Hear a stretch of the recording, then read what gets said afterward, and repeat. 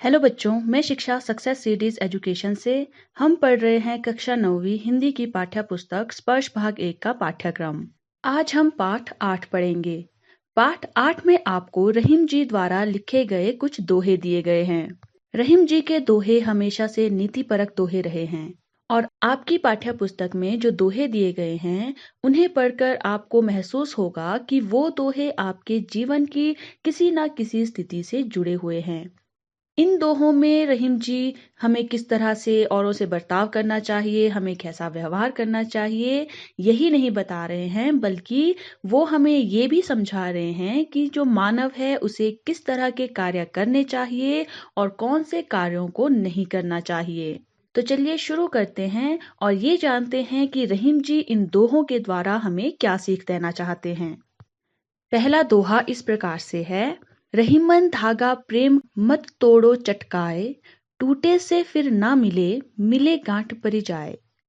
यहाँ पर जो चटकाए शब्द है उसका अर्थ है झटके से और परी जाए का अर्थ है पड़ जाती है।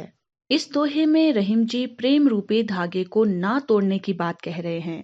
वो ऐसा क्यों कह रहे हैं, इस दोहे की व्याख्या में विस्तार पूर्वक जानते हैं। रहीम जी यहाँ कहते हैं कि जो प्रेम का बंधन है वो एक धागे के समान होता है जिसे झटके से कभी नहीं तोड़ना चाहिए। इसकी हिफाजत करनी चाहिए क्योंकि जब कोई धागा एक बार टूट जाता है तो उसे जोड़ा नहीं जा सकता है। क्योंकि आप भी जानते हैं कि जब किसी टूटे हुए धागे को जोड़ने की कोशिश की जाती है तो उस धागे में गांठ पड़ जाती है। उसी प्रकार रहीम जी हमें समझाना चाहते हैं कि जब कोई रिश्ता एक बार टूट जाता है तो दोबारा वो रिश्ता उसी प्रकार से बनना नामुमकिन होता है। उस रिश्ते में भी उस धागे की तरह ही गांठ पड़ जाती है। अगला दोहा इस प्रकार है, रहीमन निज मन की विथा, मन ही राखो गोए, सुनी अठी लेहें लोग सब, बांटी ना लोहे कोय। यहाँ पर निज शब्द का अर्थ है अपने और विथा कहा गया है दर्द को। अठी लेहें कहा गया है मजाक उड़ाने को और बांटी कहा गया है बांटने को। कोय का अर्थ है कोई। इस दोहे में रहीम जी अपने मन की पीड़ा को छुपा कर रखने की बात कर रहे हैं। ऐसा रहीम जी क्यों कह रहे हैं, ये हम दोहे की व्याख्या में विस्तार पूर्वक जानते हैं। रहीम जी यहाँ कहते हैं कि मन की पीड़ा को या दर्द को हमें दूसरों से छुपा कर रखना चाहिए। ऐसा क्यों? क्योंकि जब आपका दर्द या पीड़ा किसी दूसरे व्यक्ति को पता चलती है तो वो व्यक्ति जो है आपका मजाक उड़ाता है। कोई भी जो है आंट नहीं सकता, अर्थात जो व्यक्ति हैं वो आपके दर्द को कम नहीं करते बल्कि आपका मजाक उड़ाते हैं और आपके दर्द को और ज्यादा बढ़ाने में मदद करते हैं। इसलिए रहीम जी कहते हैं कि मन की पीड़ा को जो है दूसरों से छुपा कर रखना चाहिए। अगले दोहे पर आते हैं, एकई साधे सब सधई, सब साधे सब जाए, रहीमन मूलहि सींचिबो, फूलई फलई अघाए। यहाँ पर मूलही का अर्थ है जड़ में और सींचिबो का अर्थ है सिंचाई करना। अघाय कहा गया है तृप्त को। इस दोहे में रहीम जी एक ही काम पर फोकस करने के लिए कह रहे हैं, एक ही काम पर अपने मन को बनाकर रखने के लिए कह रहे हैं। ऐसा क्यों कह रहे हैं, ये हम इस दोहे की व्याख्या से जानते हैं।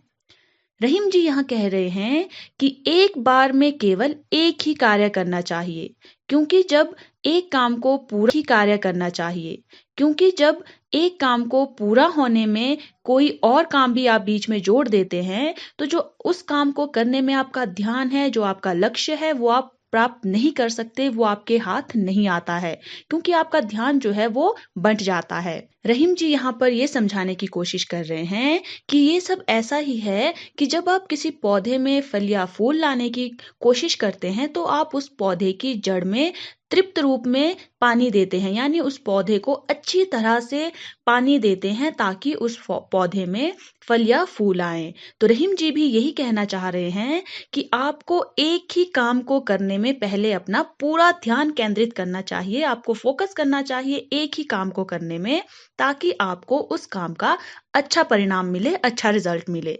आपको एक ही टाइम पे बहुत सारे काम नहीं करने चाहिए।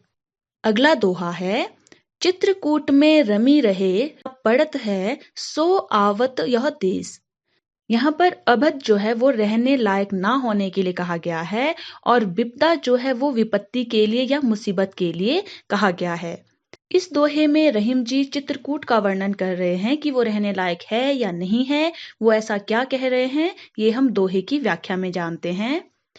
रहीम जी कहते हैं कि जब राम को वनवास मिला था तो वे चित्रकूट में रहने गए थे। रहीम जी ये भी कहते हैं कि जो चित्रकूट है वो बहुत घना और अंधेरा वन है, जो इस कारण से रहने लायक नहीं है। लेकिन यहाँ रहीम जी ये भी कहते हैं कि ऐसी जगह जो है वहां वही लोग रहते हैं जिन पर बहुत भारी विपदा पड़ी हो या मुसीबत आई हो। यहाँ रहीम जी हमें ये समझाने की कोशिश कर रहे हैं कि जब मनुष्य पर मुसीबत आती है, उस पर विपदा पड़ती है, तो जो मनुष्य है वो कठिन से कठिन काम भी कर लेता है। इसलिए हमें किसी भी कठिन कार्य को करने से घबराना नहीं चाहिए।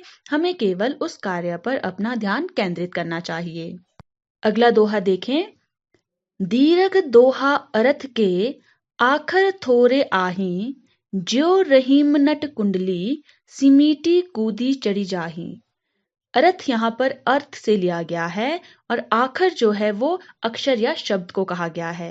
थोड़े जो है वो थोड़े या कम के लिए प्रयोग किया गया है।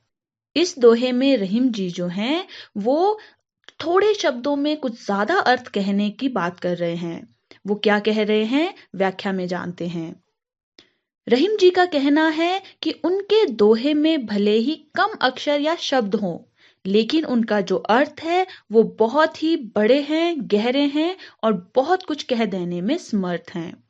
ठीक उसी प्रकार से जैसे कोई नट अपना जब करतब दिखाता है, उसके दौरान जो है वो अपने शरीर को सिमट कर जो है वो कुंडली मार लेता है और छोटा लगने लगता है, लेकिन वो असल में छोटा नहीं होता है, वो बहुत बड़ा होता है।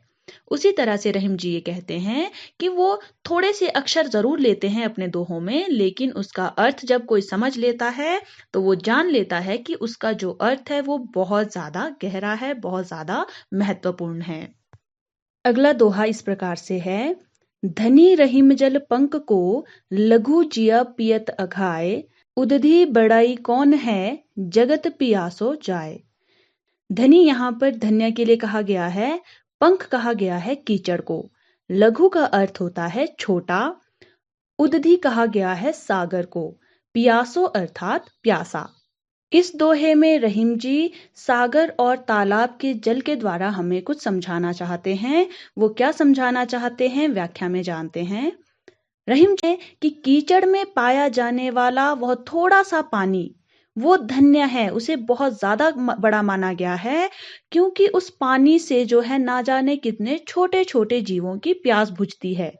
लेकिन दूसरी ओर रहीम जी कहते हैं कि वो सागर का जो जल है जो बहुत ज्यादा मात्रा में होता है वो फिर भी व्यर्थ है। क्यों? क्योंकि उस जल से किसी भी जीव की प्यास नहीं बुझ पाती है। ऐसा क्यों है? क्योंकि सागर का जो पानी है वो खारा होता है, उसे कोई जीव जी नहीं सकता, उसे पीकर जो है उसकी प्यास नहीं बुझती। लेकिन कीचड़ में जो थोड़ा सा पानी होता है, बाकी तो मिट्टी रहती है, लेकिन उस थोड़े से पानी से भी जो है बहुत सारे जीवों की प्यास बुझती है। इस दोहे के द्वारा रहीम जी हमें ये समझाना चाहते हैं कि आप भले ही थोड़ा सा कुछ अच्छा काम करो, लेकिन ज्यादा दिखाओ मत। ज्यादा दिखाने से जो है किसी का भला नहीं होता, बल्कि आप जो थोड़ा सा अच्छा अच्छा काम करते हो उससे भी बहुत सारे लोगों का भला हो सकता है। इसलिए थोड़ा सा करो लेकिन अच्छा करो। अगला दोहा देखिए।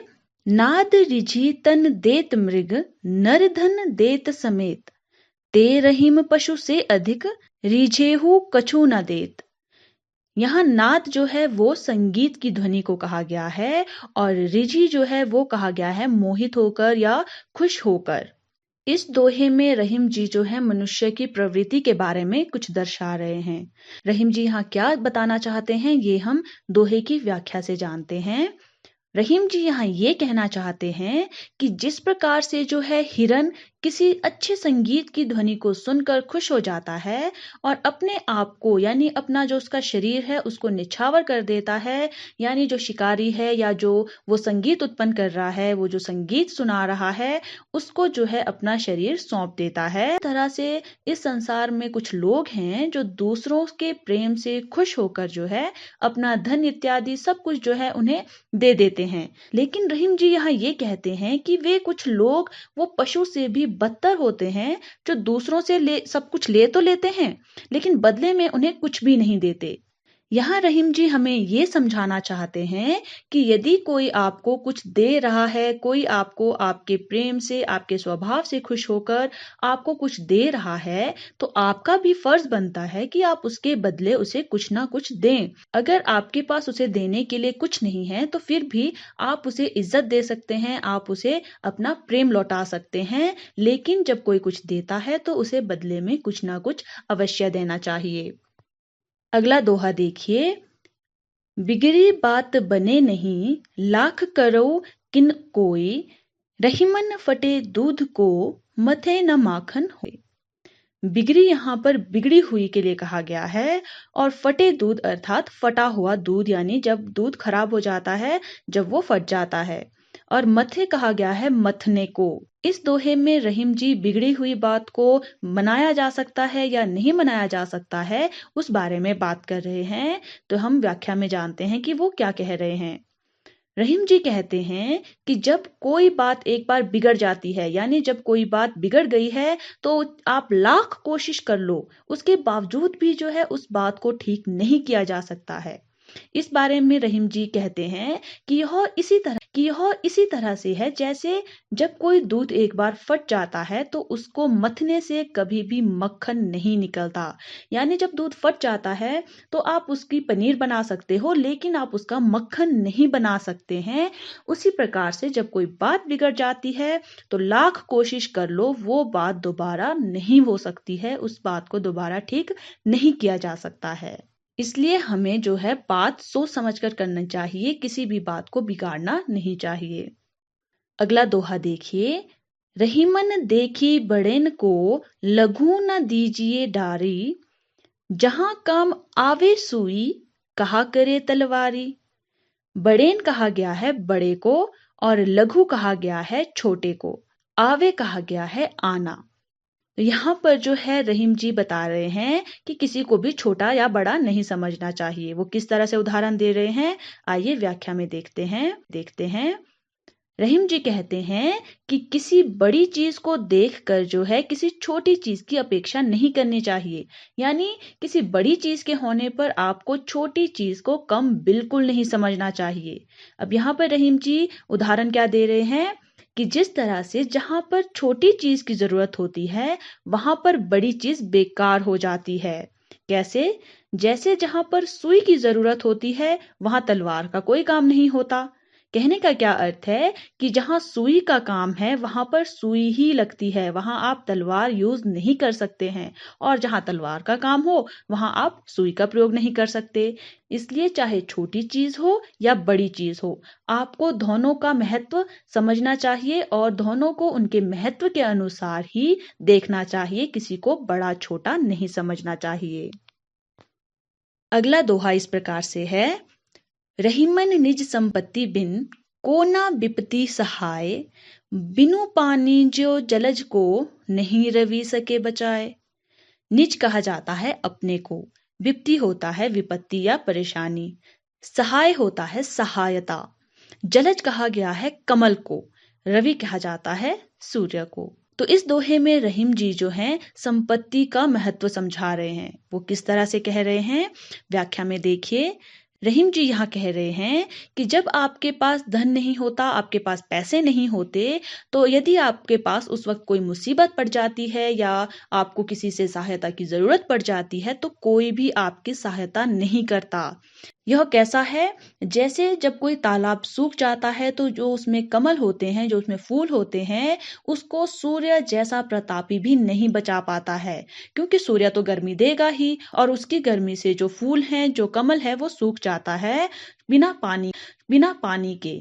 तो उसी तरह से रहीम जी यहाँ समझाना चाहते हैं कि जब आपके पास धन नहीं है, पैसा नहीं है तो कोई भी आपकी सहायता नहीं करता। उसे ये लगता है कि आप उसका धन लौटा नहीं सकते।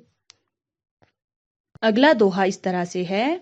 रहीमन पानी राखिए बिनु पानी सब सून, पानी गए ना औबरे मोती मानुस चून। यहाँ पर जो बिनु शब्द है उसका अर्थ है बगैर या बिना। सून कहा गया है असंभव को। इस दोहे में रहीम जी ने पानी के 3 अर्थ लिए हैं। वो किस किस तरह से किस किस प्रकार में लिए हैं वो हम व्याख्या में देखेंगे। रहीम जी कह रहे हैं कि मनुष्य को हमेशा विनम्र होना चाहिए। यहाँ पर पानी के रूप में कहा गया है। पानी का दूसरा अर्थ है आभा या तेज से लिया गया है, जिसे चमक भी कहते हैं, जिसके बिना मोती का कोई मूल्य नहीं है। अब पानी का जो तीसरा अर्थ है वो जल से लिया गया है, यानी उसका जो मेल होता है उसे लिया गया है आटे से जोड़कर। तो किस तरह से लिया गया है? यहाँ रहीम जी कहते हैं कि जिस तरह आटे का अस्तित्व पानी के बिना नर्म नहीं हो सकता, उसी तरह मोती का मूल्य उसकी चमक के बिना नहीं हो सकता।